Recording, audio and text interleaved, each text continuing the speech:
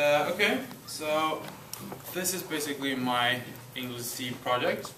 I've been reading quite a lot, and what I wanted to do was to compare new detective stories with old ones.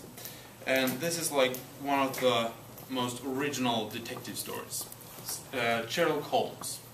And this book contains almost all of the stories, and I'll tell you later how many stories that is. So why did I do this?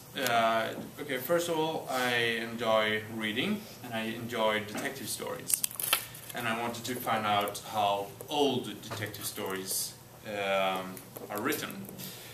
And I've read 4 books and 32 short stories, and it's approximately 1,000 pages. I've seen the films and the miniseries, and I fell in love with the main characters.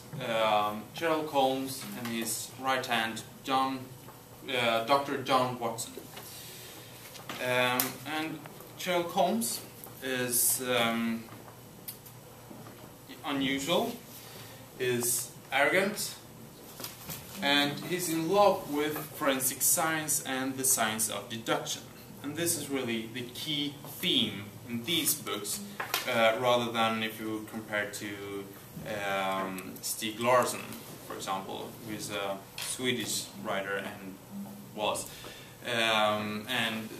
who has written new, modern detective stories. And in these books, it's 100 years ago they couldn't use the technology we have today, DNA analysis. So these books is all about being clever and finding out small details that really matters. And he's also hard to work with and hard to live with.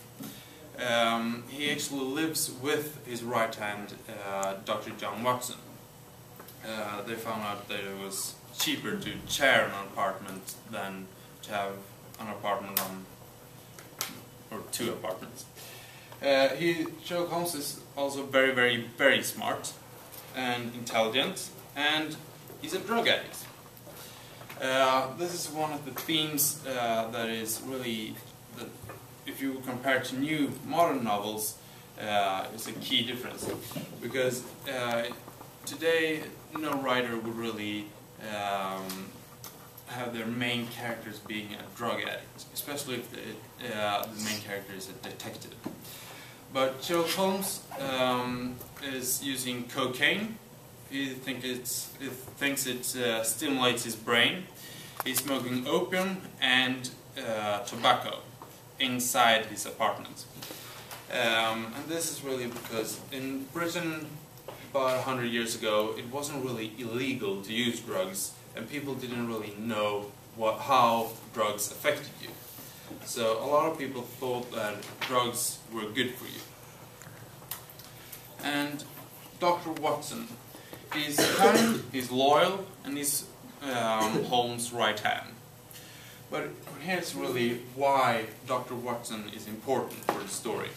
He's helping you as a reader, or in this case me.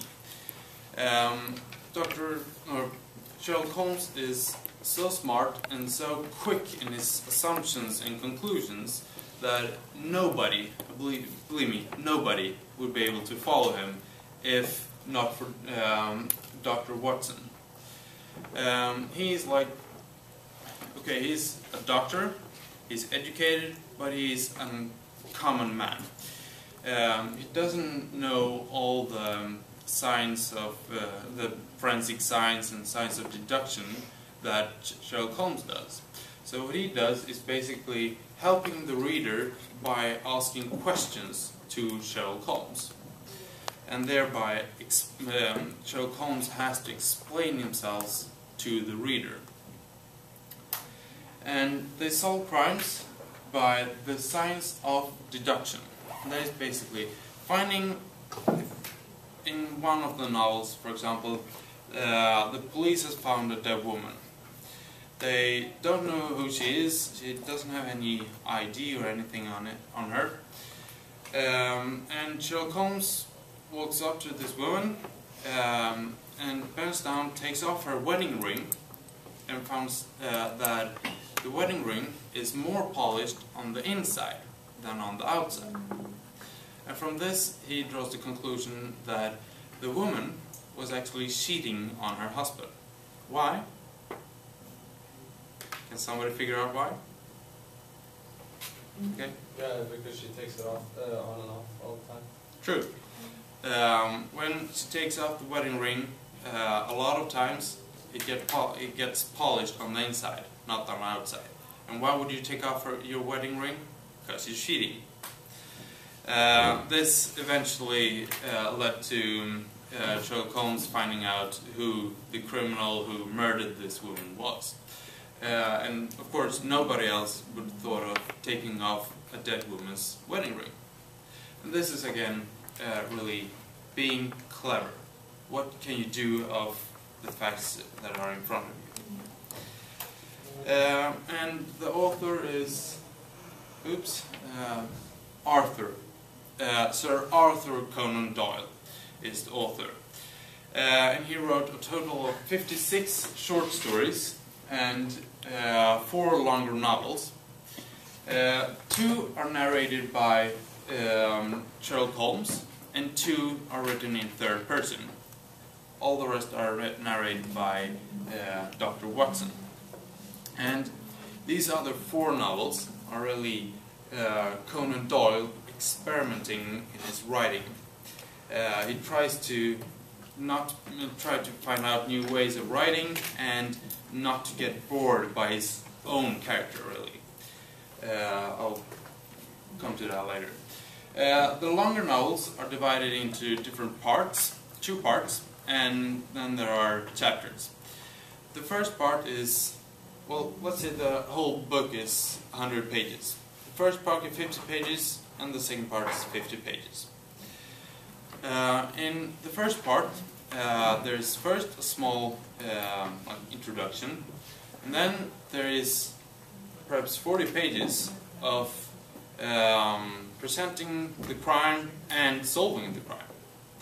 The next 50 pages in part 2 is basically the background story. Why did the criminal commit the crime? So Conan Doyle puts a lot of effort in explaining the criminal, and sometimes almost justifying the crime, but in the end the criminal always got caught. And then there's a quick summarize in the end, in which Dr. Watson and Sherlock Holmes have a discussion when they analyze the crime, or their work. And eventually Conan Doyle actually got tired of his own character, his own creating. So he decided to kill Mr. Holmes in a novel. And he did this because he wanted to move on. He wanted to write about something else. Unfortunately for him, fortunately for us as a reader, his fans got so disappointed that he had to revive the character in a new novel. And again being clever to find out a way of reviving him which would seem natural. So what have I learned from this? Well, first of all, the book is more than 100 years old. That means old expressions and old words. For example, a few words I didn't know was attic and forebodings.